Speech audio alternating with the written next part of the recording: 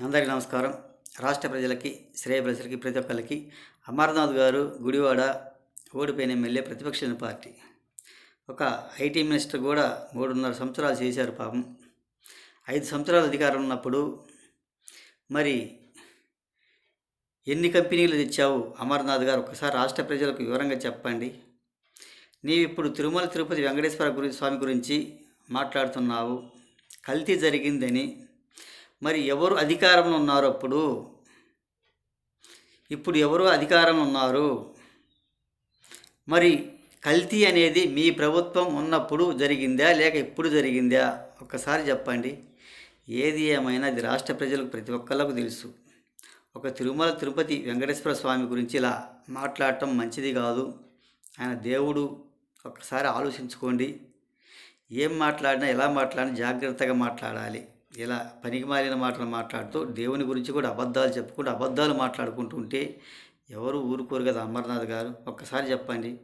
గత 5 సంవత్సరాల పరిపాలన కల్తీ అనేది మీ ప్రభుత్వంలో మీరే కదా ఉన్నది. మీ ప్రభుత్వంలో దాన్ని ఇప్పుడు ఈ ప్రభుత్వం మీద గెంటివేయటం, ప్రభుత్వం మీద నెట్టివేయడం ఎంతవరకు స్వభావం? ఒక స్వామి గురించి మాట్లాడటం అది మంచిది కాదు కదా.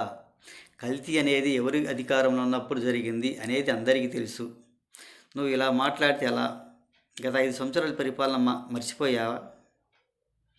ఇలా మాట్లాడటం మంచిది కాదు. కాబట్టి ఏది ఏమైనా ఒక్కసారి ఆలోచించుకో. అది ఎలా జరిగింది, ఏ విధంగా జరిగిందనేది అది మీ అందరికీ తెలుసు. మీరు అధికారం ఉన్నప్పుడు టీటీడీ చైర్మన్ సుబ్బారెడ్డి గారు, అది ఆయనకు తెలుసు. ఆయన తప్పు జరిగింది, తప్పులన్నీ ఒప్పుకుంటున్నామని ఆయన కూడా చెప్పారు కదా. మీరు ఇంతలోకి ఇలా మాట్లాడటం, ఇలా మాట తిప్పుకోవడం, ఈ ప్రభుత్వాన్ని మీదకి గింటి వేయటం ఎలా సాధ్యపడుతుంది? అది మంచిది కాదు కదా. అది పడదు కాబట్టి ఇలా మాట్లాడటం మంచిది కాదు.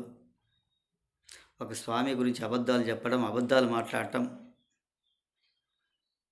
అని ఒక్కసారి తెలుసుకోవాల్సింది. అలా మాట్లాడకూడదు, అలా చెప్పకూడదు.